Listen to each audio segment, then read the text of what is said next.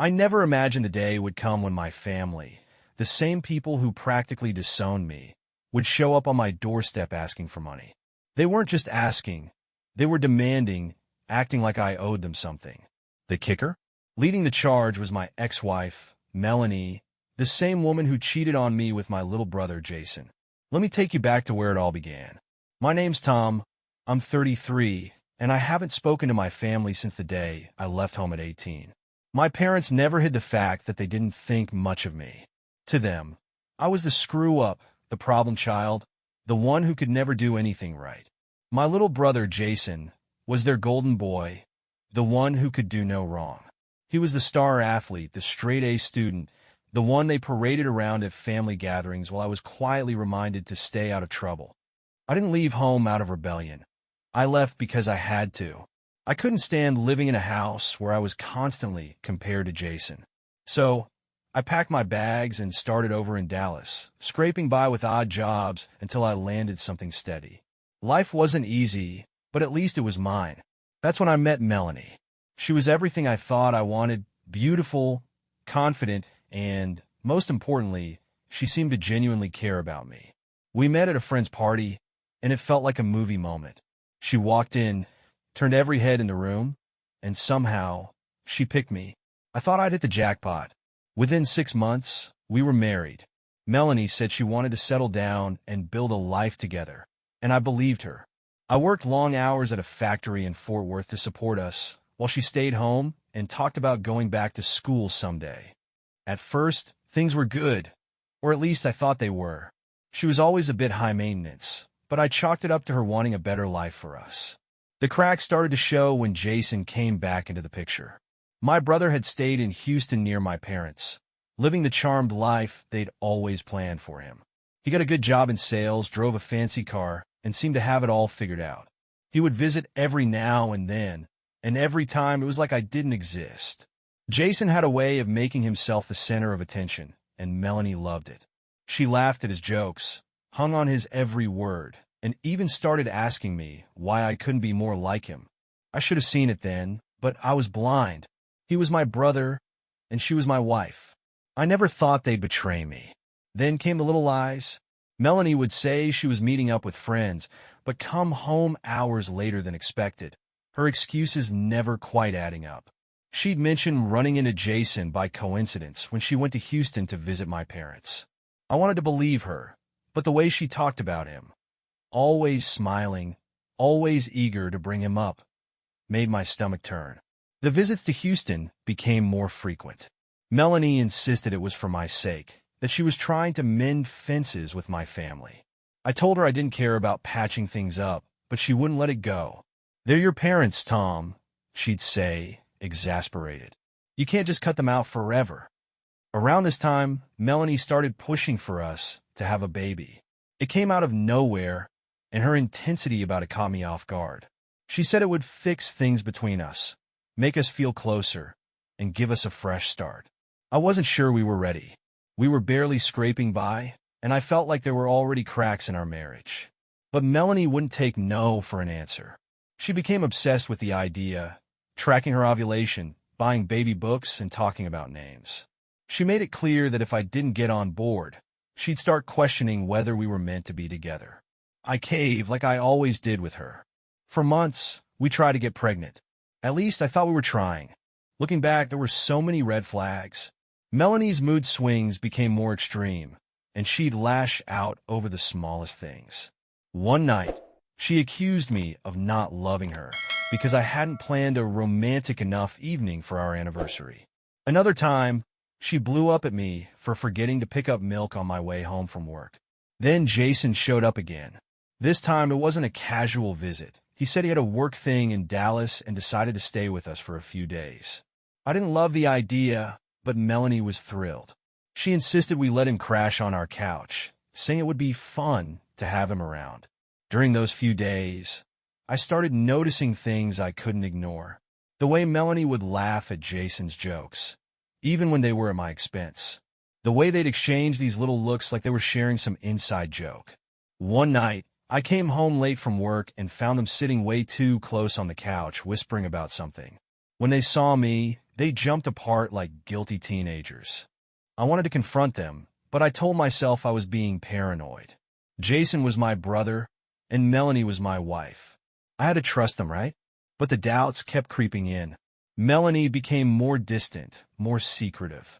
She'd leave her phone face down on the table and get defensive if I asked who she was texting.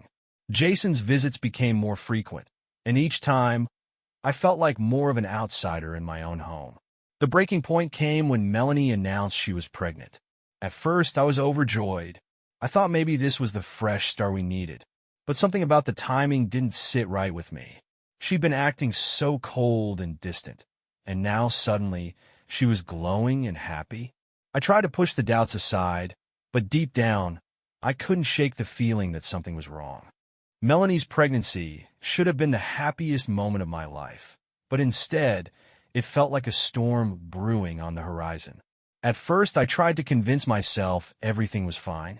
She started acting more cheerful, talking about the baby nonstop, and buying little outfits months before we even knew the gender. But something about her sudden happiness felt forced, like she was trying to convince herself more than anyone else. Then there were the doctor appointments. At first, she wanted me to come with her, but after a few visits, she insisted it wasn't necessary. "It's just routine stuff," she'd say with that fake smile she always used when she was lying. No need for both of us to waste the day sitting in a waiting room. I didn't push back because I was still working long hours and honestly didn't have the energy to argue. Jason, of course, became her go-to confidant. She'd text him updates about the pregnancy, send him ultrasound pictures, and even ask for his advice on baby names. "Jason's so good with kids," she'd gush. "He'll make such a fun uncle." I wanted to tell her it was weird how close she'd gotten to my brother, but every time I even hinted at it, she'd turn it around on me. "You're just jealous of your own family," she snapped one night after I asked why Jason seemed to know more about the pregnancy than I did. "Maybe if you weren't so insecure, you'd see how much he's trying to be there for us." The worst part was I believed her. Melanie had a way of twisting the truth so skillfully that I started questioning my own sanity. Was I being paranoid? Was I letting my resentment toward Jason cloud my judgment? Still, the nagging doubts wouldn't go away. One night, Melanie left her phone on the kitchen counter while she was in the shower. I'm not proud of it, but I picked it up and scrolled through her messages with Jason. Most of it was innocent enough. Updates about the baby, jokes, and casual chatter. But one message stopped me cold. "Can't wait to see you again. Last time was amazing." Winking face. My blood ran cold. I stared at the screen, my hands shaking as I read and reread the text. What the hell did last time mean? What had been so amazing? And why was she sending a winking emoji to my brother? Before I could think, I heard the shower turn off. I quickly put the phone back where I found it and pretended I hadn't seen anything. But from that moment on, I couldn't unsee the cracks in the facade Melanie had built around us. I started paying closer attention. Every time Jason came over, I noticed how they seemed to gravitate toward each other. The way her laugh was louder when he was around, her smiles wider. I tried to shake the thought. It was sick, unthinkable, but it gnawed at me like a splinter in my mind. The final straw came a few weeks later. Melanie had gone to Houston to visit my parents again, something she'd been doing more and more often lately. She said she wanted to keep them updated on the baby, but I didn't buy it. My parents and I hadn't spoken in years, and I knew they didn't care about me or my life. That weekend, I got a call from a mutual friend who lived in Houston. He asked me if everything was okay with Melanie. Confused, I said, "Yeah, why?" "She's here with Jason," he said. "I saw them at a restaurant downtown. Looked pretty cozy for siblings-in-law." My stomach dropped. I thanked him, hung up, and sat there in stunned silence. I wanted to call Melanie right then and there, but I knew she'd just lie her way out of it like she always did. Instead, I waited for her to come home. When she walked through the door 2 days later, she was glowing. "Your mom is so excited about the baby," she chirped, dropping her bags on the floor. She even knitted a little blanket. I didn't respond. I just stared at her, my chest tight with anger and suspicion. "How was Jason?" I asked, my voice cold. She froze for a split second, just long enough for me to notice. Then she plastered on that fake smile again. "Oh, he stopped by for dinner one night," she said casually, waving it off like it was no big deal. Why? What's with the third degree? I wanted to scream, to confront her, to demand the truth. But instead, I just nodded and walked away. I wasn't ready to face it yet. Over the next few weeks, things got worse. Melanie became more secretive, more defensive. Jason started calling more often, his voice always a little too cheerful when I answered. I felt like I was living in a nightmare, surrounded by people I couldn't trust. Then one night I came home from work earlier than usual. Melanie wasn't expecting me, and when I walked in, she was on the phone. She didn't hear me at first, and I caught the tail end of her conversation. "I'll tell him soon, I promise," she said, her voice low and urgent. "I just need to figure out how to do it without him losing it." When she saw me, she jumped like she'd been caught stealing. "Who was that?" I asked, my voice calm but icy. "Just a friend," she said quickly, her eyes darting away. "You don't know her." I didn't press her. Not yet. But in that moment I knew. Whatever was going on between Melanie and Jason wasn't just in my head. And I was going to find out the truth. After overhearing that phone call, I couldn't pretend anymore. Something was going on between Melanie and Jason, and I was done ignoring the signs. But I wasn't going to confront her yet. I needed proof. I needed something concrete to show her lies for what they were.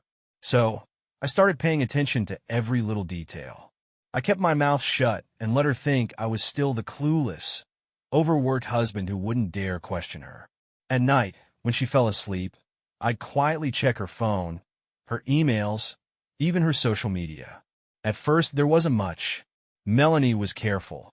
She always deleted her messages with Jason, leaving just enough to make their interactions look innocent. But one night, I stumbled across something she hadn't covered her tracks on. It was an email from Jason, buried in her spam folder. The subject line read, "Can't wait to see you again, Red Heart." My heart pounded as I opened it. Inside was a series of messages that confirmed everything I'd been suspecting. Jason had been sending her money, thousands of dollars over the last few months, and she'd been thanking him in ways that made my stomach turn. "You're amazing, baby," one message said. "I don't know what I'd do without you." But the worst part wasn't the messages. It was the attached photos. There were selfies of them together, taken in hotel rooms, in parks, even in my parents' backyard. In one of them, Melanie was kissing Jason on the cheek, her hand resting on his chest. I wanted to throw up. I wanted to smash the computer and wake her up to scream in her face. But I didn't. Instead, I saved everything, every message, every photo, and emailed it to myself. The next day, I decided to test her. "Hey," I said casually over breakfast. "Jason called me last night. He said he's coming to town this weekend. Maybe we can all go out for dinner." Melanie's face turned pale, but she quickly recovered. "Oh, I don't know if I'll have time," she said, forcing a smile. "I've got a lot of errands to run, baby stuff to buy." "Come on," I said, keeping my tone light. "It'll be fun. We can catch up, talk about the baby." Her smile faltered, just for a second. "Maybe," she said, looking down at her plate. "I'll let you know." That weekend, Melanie conveniently forgot about the dinner plans and said she had to run errands. I pretended to believe her, but I knew exactly where she was going. I followed her. She drove across town to a small motel, the kind of place you'd barely notice unless you were looking for it. I parked a few spaces down and watched as she got out of the car, wearing her nicest dress and too much makeup for someone who was supposedly shopping for baby clothes. A few minutes later, Jason pulled up. He didn't even bother hiding his car. They hugged in the parking lot, her arms around his neck, his hands on her waist. Then they went inside. I sat in my car, shaking with rage. Part of me wanted to storm in there and drag them both out by their hair. But I forced myself to wait. This wasn't just about catching them in the act. It was about getting undeniable proof. An hour later, they came out, both of them looking smug and satisfied. I snapped photos from my car, making sure to get clear shots of their faces, their clothes, even the motel sign in the background. When I got home, Melanie acted like nothing had happened. She kissed me on the cheek, said she was exhausted from running around all day, and went to take a shower. I stood in the kitchen, staring at my phone, wondering how the hell I'd ended up here. The worst part was it wasn't just Melanie who had betrayed me. It was Jason, my own brother, the kid I'd grown up with, the one I defended every time he got into trouble, the one my parents had always put on a pedestal. He didn't just stab me in the back. He'd twisted the knife. I spent the next few days planning my next move. I contacted a lawyer and started the paperwork for a divorce. I didn't tell Melanie. I wanted to blindside her the way she'd blindsided me. But then something happened that I didn't see coming. My parents called me. It was the first time I'd heard from them in over a decade. At first, I thought they might have heard about the divorce or the affair, but no. They were calling to ask for money. Apparently, Jason had hit a rough patch. He'd lost his job, burned through his savings, and was now relying on my parents to bail him out. And since I'd recently started a new business that was taking off, they decided it was time to reconnect. "We're still family, Tom," my mother said, her voice dripping with false sweetness. "Jason's going through a hard time, and we thought maybe you could help out." I couldn't believe what I was hearing. These were the same people who hadn't bothered to call me on my wedding day, who didn't even send a card when I announced Melanie was pregnant. And now they wanted my money? I laughed, a bitter, angry laugh that must have sounded unhinged because my mother went silent. "Let me get this straight," I said, my voice shaking. "You want me to bail out Jason, the same guy who's been screwing my wife behind my back?" There was a long pause. Then my father spoke up. "Don't be dramatic, Tom," he said, like I was the one in the wrong. "You don't have proof of that." "Oh, I have proof," I snapped. "Plenty of it. And if you think for 1 second I'm going to give any of you a damn dime, you're out of your minds." I hung up before they could respond. My hands were shaking, my chest tight with anger.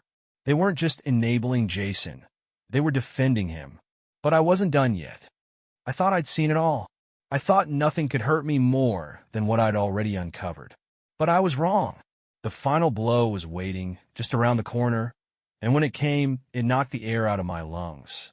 A week after my parents' shameless phone call, Melanie started acting strange. She was jittery, her mood swinging from overly sweet to explosively angry in seconds. At first, I thought she caught on that I knew about her and Jason. But no, she was still convinced I was oblivious, still playing the role of the loving wife while sneaking off for her errands. That Friday, I came home early again. Something in my gut told me to. Her car was in the driveway, but when I walked inside, the house was eerily quiet. The hairs on the back of my neck stood up. I called out, "Melanie?" No answer. I set my bag down and walked toward the bedroom. The door was ajar, and I could hear muffled voices inside. My heart started racing as I pushed the door open. And there they were, Melanie and Jason, tangled up in my bed, their clothes scattered across the floor. Her bare back was to me, and Jason's face froze in pure panic when he saw me standing in the doorway. For a second, no one moved. The world seemed to stop spinning. Then Melanie turned around, saw me, and screamed. "What the hell are you doing here?" she shrieked, as if I was the intruder. "What am I doing here?" I repeated, my voice calm but cold. "What are you doing here, Melanie? Or should I say, what are you doing to my brother in my bed?" Jason scrambled to cover himself, stammering excuses that made no sense. Melanie, on the other hand, didn't even try to deny it. She crossed her arms over her chest and glared at me like I was the one in the wrong. "You weren't supposed to come home," she snapped, as if that justified everything. I laughed bitterly. "Oh, I'm sorry. Should I have called first? Maybe send a text so you'd have time to finish screwing my brother before I got here?" "Stop being so dramatic," she spat, rolling her eyes. "This isn't about you, Tom. Jason and I, we love each other." "Love?" I repeated, my voice rising. "You call sneaking around behind my back, lying to me, and getting knocked up with God knows whose baby love?" Jason finally spoke up, his voice shaking. "Tom, I didn't mean for this to happen. It just happened." I turned to him, my fists clenched. "You didn't mean for this to happen?" I repeated. "You mean you didn't mean for me to find out? Is that what you're trying to say?" Melanie stepped in front of him, like she was protecting him from me. "Don't you dare blame Jason for this," she hissed. "If you hadn't been such a boring, miserable husband, none of this would have happened. You still here? Stunned. You're blaming me?" I said, my voice low and dangerous. You're blaming me for your cheating? For his betrayal? She shrugged, completely unrepentant. You were never there for me, Tom. All you cared about was your stupid job. Jason made me feel alive again. He made me feel wanted. I felt like I was going to explode. But instead of losing my temper, I pulled out my phone and opened the folder where I'd saved every text, email, and photo. You mean like this? I said, holding it up for them to see. Or this. Or this. Melanie's face went pale, and Jason looked like he was about to throw up. I've got enough proof to blow up both of your lives, I said. So don't even think about trying to play the victim here. For a moment, neither of them said anything. Then Melanie's expression changed. She smirked, that nasty, condescending smirk I'd come to hate. Go ahead, she said. Tell everyone. See if I care. You think your parents are going to take your side? They'll always pick Jason over you. Always. And when this divorce is over, I'll take half of everything you own. Hell, maybe I'll even take the house. That was it. That was the moment I realized there was nothing left to save. This wasn't just about betrayal anymore. It was about survival. I didn't say another word. I turned around, walked out of the house, and got in my car. But I wasn't done yet. I didn't go far. I parked down the street, hands gripping the steering wheel, my mind spinning with rage, humiliation, and disbelief. My wife, my little brother, my family, who had already chosen him over me years ago. It felt like I'd spent my entire life being the punching bag for their selfishness, their greed, their betrayals. But not anymore. I took a deep breath and pulled out my phone. First, I called my lawyer. File the divorce papers immediately, I said, my voice cold and steady. And I don't care what it costs, make sure she gets as little as possible. Then I called a locksmith. I need my locks changed today, I told him. Right now. I'll pay extra. By the time I returned to the house an hour later, the locksmith was just finishing up.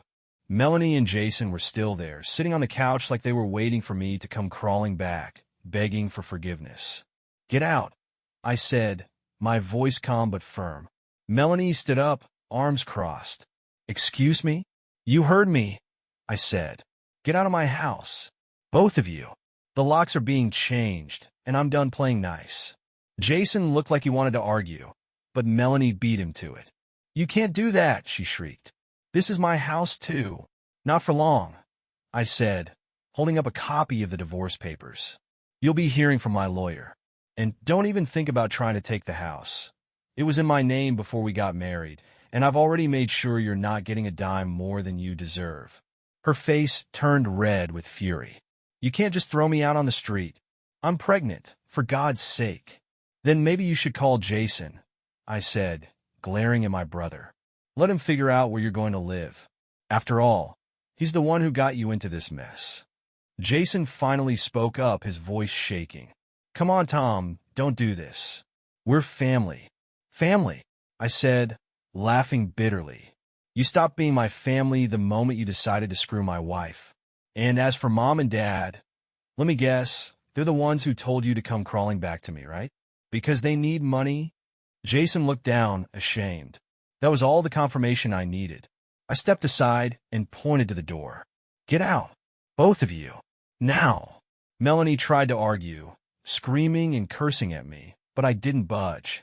Eventually, Jason grabbed her arm and pulled her toward the door. Let's go, he muttered, avoiding my eyes. As they left, Melanie turned back one last time. You're going to regret this, Tom, she yelled. You're going to end up all alone, and no one will care. I shut the door in her face. The next few weeks were chaotic. Melanie tried every trick in the book to drag out the divorce, crying, threatening, even claiming I wasn't the baby's father, which, honestly, was more of a relief than anything else. But I stayed one step ahead of her, thanks to my lawyer and the mountain of evidence I collected. Meanwhile, my parents kept calling, leaving messages about how I was being selfish and how Jason needed my help. I blocked their numbers. I wasn't going to let them guilt me into fixing the mess they created. For the first time in years, I felt free. I focused on my work, pouring all my energy into my business. It was growing faster than I'd ever imagined. And for the first time, I didn't feel like I was constantly fighting to prove myself. I didn't need anyone's approval anymore. Not Melanie's, not Jason's, not my parents'. About 6 months later, I got the final divorce papers in the mail.